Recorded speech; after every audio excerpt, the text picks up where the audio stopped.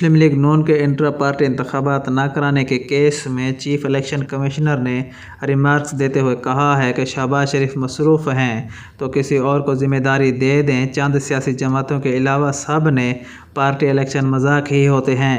Election commission میں مسلم league نون کے intra party انتخابات نہ کرانے کے کیس کی سماعت ہوئی۔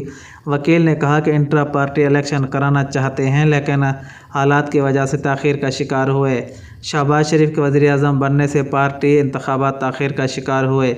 چیف الیکشن کمشنر نے کہا کہ اگر پارٹی صدر وزیر اعظم ہے تو کسی اور کو صدر بنا لیتے۔ نون لیگ کو یہ بھی پتہ نہیں کہ پارٹی انتخابات کب ہوں گے۔ وکیل نون لیگ نے کہا کہ 31 جنوری تک پارٹی انتخابات کرا دیں گے۔ ممبر پنجاب نے کہا کہ 1 فروری تک پارٹی الیکشن نہ ہوئے تو انتخابی نشان واپس لے لیں گے۔ چیف الیکشن کمشنر کا کہنا تھا کہ کئی سیاسی جماعتوں کو 1 سال تک بھی مہلت دے چکے ہیں۔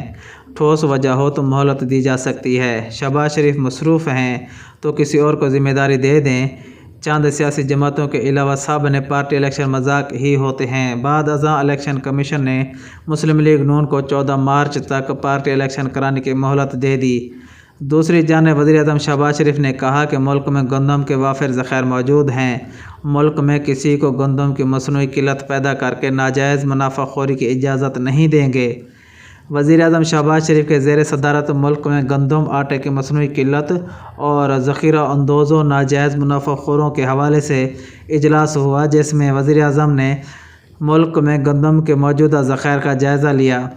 اجلاس میں وفاقی وزیر غذائی تحفظ طارق بشیر چیمہ، مشیر وزیر اعظم احد چیمہ، متعلقہ وفاقی اعلیٰ حکام اور صوبائی چیف سیکرٹریز نے شرکت کی، جس میں بتایا گیا کہ رواں سال سیزن کے اختتام پر گندم کی carry forward stock 1.4 million metric ton ہوں گے جو کہ نیا سیزن شروع ہونے سے پہلے ملک کی غذائی ضروریات پوری کرنے کے لیے کافی ہیں۔